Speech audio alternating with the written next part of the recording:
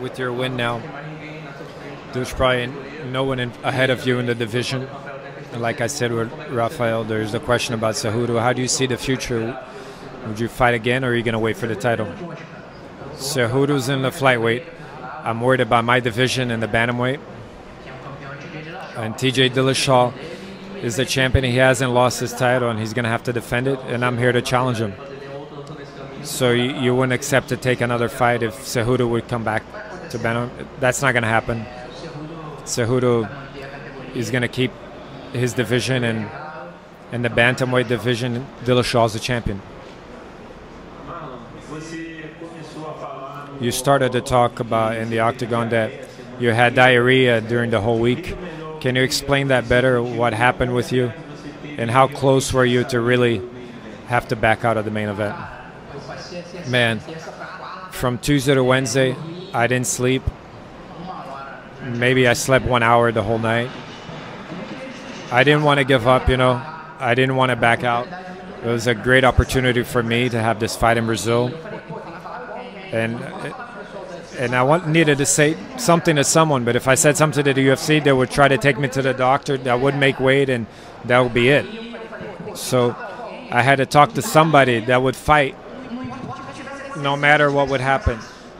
Even if they had a broken arm, they would get in there. So I called my training partner, Frankie Edgar, and I said, man, I'm feeling sick. He said, man, drink some tea and keep going. It's still Tuesday, the fight's on Saturday. I called my wife and we talked. And I drank a lot of liquids, a lot of coconut water. I got better. I lost 10 pounds in 2 days, but about 4 kilos. But I adjusted my diet, and in my head, I kept thinking it was just normal weight cut. So it actually helped you to cut weight. It didn't really help me. I was a bit debilitated. It was tough to train during the week. I didn't even train that much. It really got in my way, but up here, that's what matters. My body was already prepared, my mind too, so today I went in there with a champion's mentality and a winner's mentality, and I knew that I would get in there and win this fight.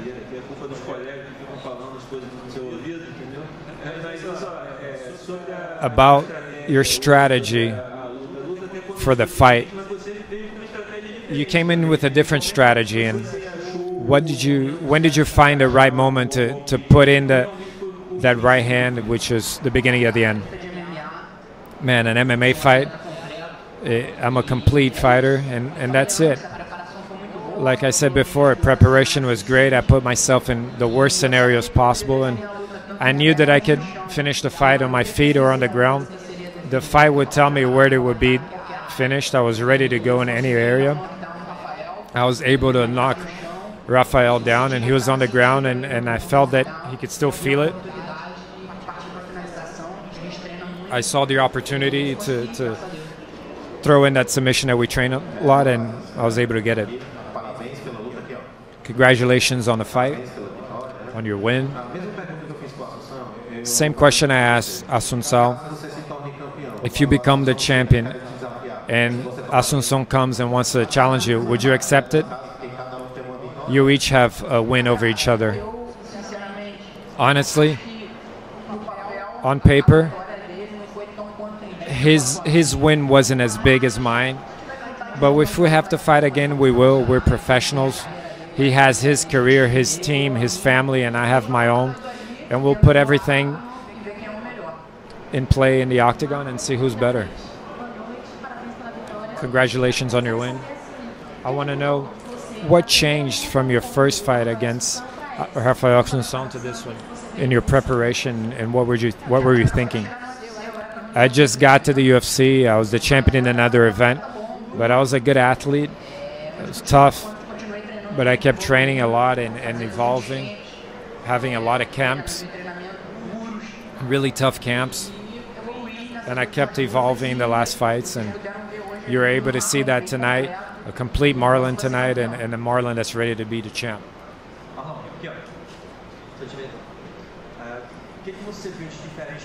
What did you see differently in Rafael from the first fight to tonight? Did you study other qualities?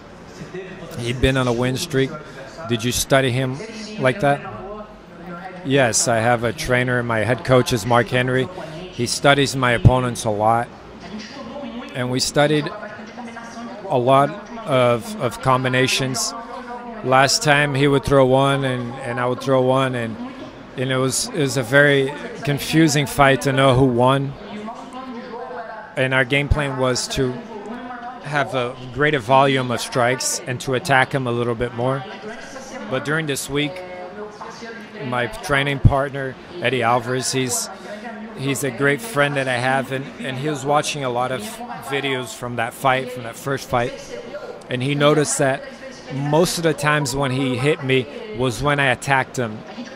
So we talked about that this weekend, and we changed it a little bit. I let him come forward a little bit, and that's how I hit him, and I was able, like you said, hit that shot was the beginning of the end. You made it clear that your first performance against Rafael was in the kind of performance that you want to do, that tonight is more coherent with the rest of your career, but you talked about your evolution in training and what you're able to study from the first fight, but they talk a lot about the weight of the octagon. Do you think that in the first fight you felt that pressure from the debut? I don't think so. Before my debut in the UFC, I had already defended my title 6 times. I had a lot of 5-round fights, and usually when you fight the main event, there's a lot of promotion around it. So I kind of fell, you know. I was a champion in the main event, and I fell to the preliminaries, and I just thought it was going to be an easy fight, and it was kind of like a friendly match. I already knew Rafael, and I felt that the way I was fighting, not that I felt, but you know, I thought that the fight was already won, that I was landing more shots. He connected good shots on me, and I ended up losing. On the other hand, losses can be something good. There's that cliche that you learn more from your losses than your wins. You're coming off a good streak, and you got back on a good rhythm. Do you think that loss in the end helped you? That maybe that it shook you and gave you some good fire? Yeah, competing against a guy like Rafael Assuncao, he's a veteran. Not a veteran in age, but a guy who's got more than 30 fights. He's fought in the WC, fought against everyone, fought George Masvidal, other great fighters. He had only lost before the TJ Dillashaw in a decision. He's an opponent that pushes you and motivates you to train. He's a guy that gets you to become better. I evolved a lot fighting him that time and this time. I think that now I'm really prepared to be the champion. Talking about being the champion, we know who you want to fight, and you showed to be confident in the rematch. There's a lot of talks about a rematch with TJ and Cejudo. You're confident it's not going to happen. We know that your division is a bit confusing at the top right now. You said that it was tough to get a fight schedule in the past. What's your mind like right now? Would you be willing to wait a little bit, to wait for the title shot? First of all, I want a new contract. I want a contract, and the first fight has to be for the title. The time has come. I'm ready. I'm at my prime. I can't wait more. It's my time to fight for the belt and to win. I'm going to win for the fight for the belt, and I'm going to win. I'm going to be the champion. How do you see you matching up with TJ? I'm Brazilian, and Brazilians never give up. You said you want a new agreement. What's your agreement like today with the UFC? I have a really good agreement with the UFC. They contracted me when I was a champion. I have nothing to complain, but the time has come to get a better contract and to fight for the belt. How many fights do you still have left? I still have fights left with the UFC in my contract, but it's time to get a better one. Marlon, over here. First, first off, congratulations to your third first round finish in a row. Very impressive. You seem to have had a very shifting week leading up to this fight. How close were you to pull out the fight, and how did you find the strength to overcome this illness? In God and my family. If I didn't have them, man, I wasn't gonna fight because I was really sick. I don't know, people from the town here, they were all saying that. I think it's the mosquito. A lot of people, a couple of guys on the card said they had it. A couple of coaches, 2 of my coaches. And man, it was bad, but I fought through and I knew. Now, just gonna have a fun fight. I'm gonna win. And you said that maybe Dillashaw don't deserve fighting you.